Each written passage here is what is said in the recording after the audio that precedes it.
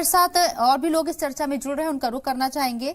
Major doctor Mohammad Ali Shah साहब हमारे साथ मौजूद हैं, इंटरनेशनल अफेयर्स एक्सपर्ट हैं। इस्तकबाल है आपका भी सलाम टीवी में। मेरा सवाल आपसे ये है, आपको क्या लगता है कि इजराइल ने जिस तरीके से इस पूरी जंग को आगे बढ़ाया, अब इंतहा हो गई है, 53,000 से ज्यादा लोगों की मौतें हो चुकी हैं, कितने हमास के लड़ाकों को आपने मारा, ये एक पर्टिकुलर आंकड़ा आप नहीं दे पाते हैं, लेकिन सिविलियन की हम बात करें तो सिविलियन की तादाद बहुत ज्यादा है। कोलैटरल डैमेज का हवाला दिया जाता है, लेकिन आपने मेन लोगों को कितना टारगेट किया, इस पर सवाल क्यों नहीं हो रहा है? शबनम जी, आपका बड़ा अच्छा सवाल है। देखिए, कल मैं किसी के साथ एक गुफ्तगू में था, तो वो मुझे कह रहे थे कि मैंने कहा कि जो इजराइल कर रहा है वो गलत कर रहा है, जो हमस ने किया वो गलत था। इजराइल भी कर रहा है पलटवार जिस तरीके से, वो भी गलत है। तो उन्होंने मेरे को ये बोला कि हमस ह्यूमन शील्ड बना रहा है, इसके लिए इजराइल ऐसा कर रहा है, उसकी सर्वाइवल की बात है। ठीक है, मैं आपकी बात को मैं इस तरीके से बड़े कायदे से काउंटर करता हूं। सर्वाइवल की बात करी ना आपने, आप ये बताइए, फर्ज करिए मैं स्काई मार्शल हूं, मैं गार्ड कर रहा हूं एक जहाज को, और मैं जहाज में जा रहा हूं और खुदा ना खास्ता एक हाईजैकिंग हो जाती है। हाईजैकर एयर होस्टेस को एक ह्यूमन शील्ड बनाता है, अपने आगे रखता है, और मैं उसके पीछे हूं। क्या मैं एयर होस्टेस को मारते हुए हाईजैकर को मारूंगा? नहीं, मैं सिविलियन को एक खरोच नहीं आने दूंगा। मेरा मेरा निशाना बनेगा केवल और केवल हाईजैकर। मासूम लोग कभी नहीं बनेंगे। हमास ने किया वो गलत किया, बहुत गलत किया। इजराइल ने 53,000, जैसे आपने बताया, उससे ज्यादा लोग, कल तक में आंकड़ा था 60,000, अब 53,000, अब बढ़ता जा रहा है। और देखिए 77% जो गाजा पट्टी का है वो इजरायली मिलिट्री कंट्रोल कर रही है। वहां पर कत्लेआम हो रहा है, उसको लोग जेनोसाइड कह रहे हैं, एथनिक क्लेंजिंग कह रहे हैं, कुछ ही बोले लोग, कुछ ही बोले, लेकिन basically at the end of the day इंसानियत का खात्मा हो रहा है। चाहे फिलिस्तीनी हो, चाहे यहूदी हो, कोई भी हो, है तो इंसान। तो हो रहा है खात्मा इंसानियत का। मासूम, बिल बिलाते हुए छोटे छोटे बच्चे, बुजुर्ग, खवातीन, निहत्ते, सिविलियंस वहां पे बेरहमी से मारे जा रहे हैं, बेरहमी से। और जैसे कि हमारे पिछले प्रवक्ता ने बताया कि क्योंकि अरब मुबालिक कुछ नहीं बोलेंगे, ज्यादा कुछ नहीं बोलेंगे, क्योंकि उनको अपने इंटरेस्ट से मतलब है। अपने इंटरेस्ट से मतलब है, अच्छी बात है। वो तब होएगा जब आप देखोगे कि इंसानियत रहेगी। अरे इंसानियत ही नहीं रहेगी तो क्या आपने देखिए 22 फिलिस्तीनी, बल्कि वहां पे खबरें आई हैं, बल्कि मुझे ताल्लुक नहीं होगा उनसे ज्यादा, जो इंटरव्यू गाजा, बल्कि जो कि जर्नलिस्ट हैं हसन मजीदी, अबू वारदा, और उनके कई सारे फैमिली मेंबर्स इन 22 फिलिस्तीनियों में से हैं। और देखिए जो यूएन का बेचारा अभी कुछ यूएन कर नहीं पा रहा है। यूएन बेसिकली शांति उसमें था, लेकिन यूएन ने भी एड भेजी थी गाजा पट्टी में, जब यहूदियों ने, इजराइल ने वो रोक ली थी। इजराइल की मैं बहुत कदर करता था कि भाई छोटा सा मुल्क कहां से उठकर आया, इतना बड़ा बन गया, बड़ी अच्छी बात। लेकिन बहुत से लोग जो इजराइल की कदर करते थे वो भी इजराइल के खिलाफ आज बोल रहे हैं, क्योंकि उनको इंसानियत से मतलब है। तो अगर देखिए ये बात केवल, और हमस ने जो बंधक बनाए हैं उनको, हमस को छोड़ना पड़ेगा जल्द से जल्द, तत्काल। उनको ये समझना पड़ेगा, और बंधक जितना लंबा वो खींचेंगे उतना ही इजराइल को और बहाना मिलेगा गाजा पट्टी में तबातोड़ हमले का। प्रेसिडेंट अब्बास साहब ने बोला है कि गाजा पट्टी में कुछ नहीं बचा, सब कुछ खत्म हो गया है, जल के राख हो गया है, कुछ नहीं बचा। और इसकी जिम्मेदारी ताली हमेशा दो हाथ से बचती है। मैं मानता हूं आईडीएफ, इजराइल डिफेंस फोर्स, बहुत गलत काम कर रही है। हमस भी जिद पे अड़ गया, आगे खाई पीछे कुआ। हमस के पास चांस क्या है, चॉइस क्या है? और हमस कह रहे नेगोशिएट, ठीक है, नेगोशिएशन भी उनसे होता है जो एक पोजीशन में होते हैं। दे से बेगर्स कैन बी चूजर्स। आप उस पोजीशन में ही नहीं होगे तो आप क्या नेगोशिएट कर पाओगे? और हमास आज की तारीख में उस पोजीशन में नहीं है, कमजोर पोजीशन में है, उसके पास कोई चारा नहीं है। बंधक को रिहा करे और देखे उसके बाद कि भाई शायद इजराइल रोक ही देता वो जो हमले हो रहे हैं, नहीं तो इजराइल ऐसे हमले करता रहेगा शबनम जी। ठीक है सर। अली शाह साहब आपके पास, आपको क्या लगता है जिस तरीके से इजराइल इस जंग को आगे बढ़ा रहा है? मेरा सवाल आपसे ये, 3 शर्तें बेंजामिन नेतन्याहू के जरिए रखी गई थी जिसमें कहा गया था कि बंधकों को पूरी तरीके से आजाद कर दे हमास। ठीक है, ये मान लिया जाता है, उनको अपने सिटीजन्स की फिक्र है, उन्हें आजाद कराना चाहते हैं। लेकिन दूसरी तरफ उन्होंने कहा था कि ट्रंप ने जो एक मशवरा दिया था, जो एक राय दी थी यहाँ पर कि पूरी तरीके से गाजा के लोगों को यहाँ से शिफ्ट कर दिया जाए, गाजा को खाली करा लिया जाए, उस पर काम होना चाहिए, तभी इस मसले का हल निकल सकता है। यानी कि बेंजामिन नेतन्याहू गाजा में फिलिस्तीनियों को देखना ही नहीं चाहते हैं, वो पूरे गाजा को खाली चाहते हैं। ये पॉसिबल हो पाएगा क्या? आपने सही कहा है। देखिए, ये गाजा को वहां पर किसी को देखना ही नहीं चाह रहे हैं, उसको पूरे तरीके से खाली कराना चाह रहे हैं। ये मुमकिन हो पाएगा क्या? मुझे लगता नहीं कि ये मुमकिन हो पाएगा। ये कोशिश तो इनकी ये जारी है, सफाया पूरा कर रहे हैं, लेकिन फिर भी कुछ फिलिस्तीनी होंगे वहां से जो गाजा पट्टी छोड़ के नहीं जाएंगे।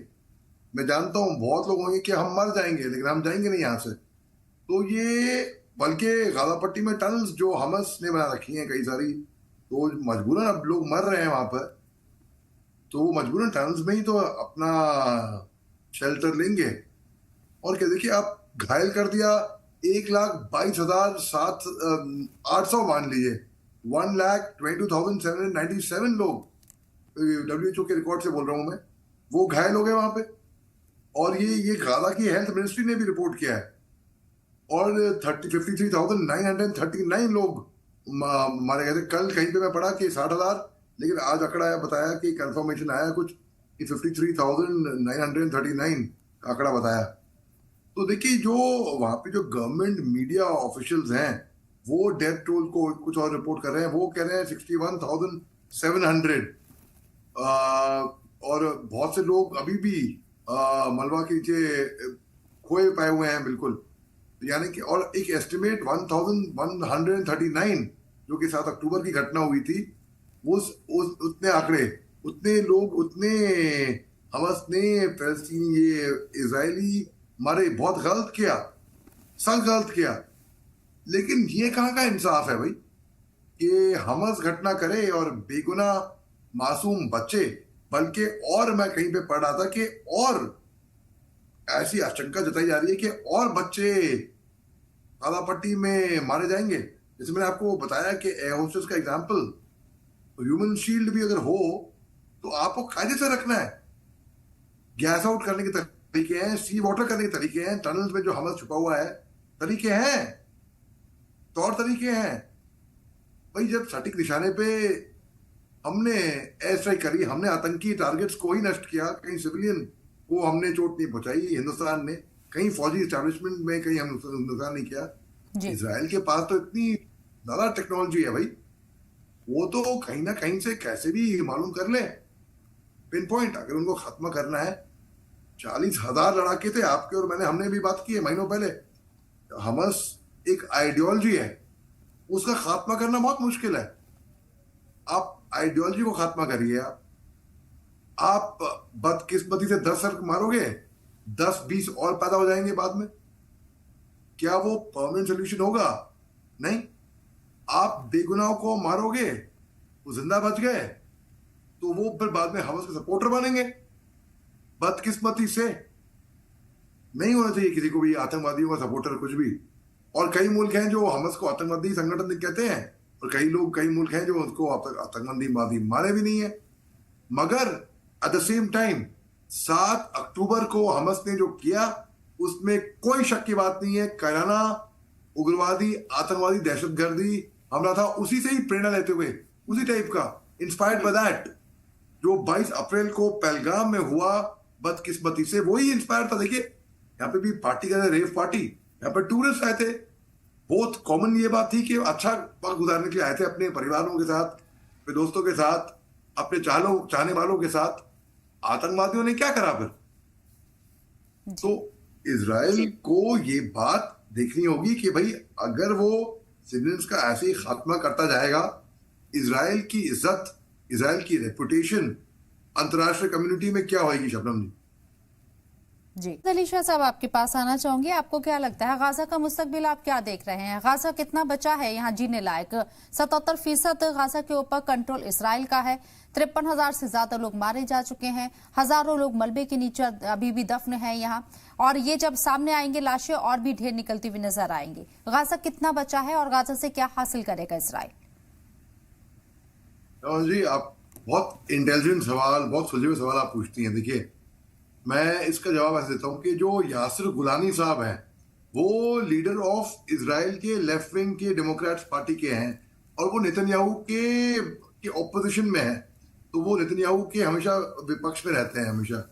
उन्होंने बोला है कि जो नेतन्याहू साहब हैं, वो एक रिपोर्ट आई है कि वो एक बजट प्लान कर रहे हैं। इसमें प्रपोजल दिया गया है जो फेवर करेगा अल्ट्रा ऑर्थोडॉक्स पार्टीज को और जो रिटेन करेगा उनका सपोर्ट कोलिशन गवर्नमेंट बनाने के लिए। उन्होंने ये भी इल्जाम लगाया है कि जिस तरीके से सोल्जर्स, फौजी और रिजर्वेशनिस्ट वो गाजा जा रहे हैं, नेतन्याहू की उनका कहना ऐसा है, ठीक है, कि नेतन्याहू की लूट पार और टैक्स मनी वहां पे लूट हो रही है और रिश्वत हो रखी है कि जो अल्ट्रा ऑर्थोडॉक्स जो अवॉइड करते हैं सर्विस। तो ये यासिर गोलन साहब का बयान है। इन्होंने ये एक्स जो फॉर्मली ट्विटर उस पे कहा है। नेतन्याहू जो नेग्लिजेंट है, उन्होंने बोला कि करप्ट है और फेल्ड प्राइम मिनिस्टर है, ऐसा बोला उन्होंने। और जिनकी जो कुर्बानियां हैं जो सर्व की हैं, वो बस नेतन्याहू को अपने पावर रहने के लिए ऐसा कहा। लेकिन गोलन ने चाहते हैं कि वो उनको रिप्लेस करें, कि वो भी इजराइल में है। अब क्या हो सकता है ये पॉलिटिक्स हो, लेकिन ये बयान आया है ट्विटर पे, बल्कि फॉर्मली ट्विटर अब एक्स पे मैंने खुद देखा है। ये यासिर गुलानी साहब का बयान है। तो अब इसका मतलब ये हुआ कि इजराइल के अंदर ही उनकी, चाहे विपक्ष हो चाहे कोई भी हो, लोग एक पेज पे नहीं है। उनकी जब हिंदुस्तान में ऐसी जब नौबत आई थी, जंग के टाइम की बात हो गई थी बिल्कुल, तो पूरा हिंदुस्तान एक साथ खड़ा था। कोई पॉलिटिकल पार्टी नहीं, कोई बीजेपी कांग्रेस नहीं, कोई समाजवादी पार्टी नहीं, आम आदमी पार्टी नहीं, एक कोई हिंदू मुस्लिम सिख ईसाई नहीं, एक हिंदुस्तानी के तौर पे खड़ा था। यहां पर भी इजराइल ने खुद बल्कि डिक्लेयर किया था, वी आर एट वॉर। 7 अक्टूबर को ही डिक्लेयर किया था नेतन्याहू ने। तो अब जब यही यहां पर एक साथ में नहीं है, यानी कि यासिर गुलानी साहब, नेतन्याहू साहब एक पेज पे नहीं है। और हालांकि दिस कंट्री, उन्होंने खुद बोला है, वी आर एट वॉर, हम जंग में है। तो आप देखिए, गाजा पट्टी में कुछ बचेगा, खाक हो जाएगा। लेकिन कुछ लोग ऐसे होते हैं जो उस मिट्टी के वतन, उस मिट्टी के बने होते हैं, उनको अपने वतन से मोहब्बत होती है। वो कुछ भी हो, मर जाएंगे, उनको मंजूर होगा, लेकिन वो छोड़ के नहीं जाएंगे। और कई लोग सिविलियंस भी होंगे इसके अंदर। मुझे बहुत दुख से कहना पड़ रहा है, बहुत दिल रोता है देख के कि सिविलियन जिस तरीके से इंसानियत का खात्मा हो रहा है और दुनिया चुप बैठी हुई है बिल्कुल जी, क्योंकि उनको फर्क नहीं पड़ रहा है ना। अगर लोग अपनी इकोनॉमी, अपना फायदा ना देखें, केवल इंसानियत, कोई मजहब नहीं, कोई राष्ट्रवाद नहीं, राष्ट्रवाद है, कोई राष्ट्रीय क्या कहते हैं उसको, रीजनलिज्म क्या बोलते हैं उसको हिंदी में, उर्दू में। तो देखिए, यहां पर तभी जाके ये दुनिया एक बेहतर प्लेस बन जाएगी। एक माइकल जैक्सन बड़े पॉपुलर सिंगर थे, उनका एक गाना था, heal the world, make it a better place for you and me. मतलब दुनिया को आप हील करो, दुनिया को एक अच्छी जगह बनाओ रहने के लिए, जहां पे इंसानियत रहे, जहां पर ये दुश्मनी ना रहे। जिस तरीके से, ऐसे ही तो जानवरों, कीड़े मकोड़ों को कुछ नहीं आता, ये तो फिर भी इंसान है। जिस तरीके बेरहमी से, कई बार लोगों ने बोला है कि हमास ने जो किया बहुत गलत किया।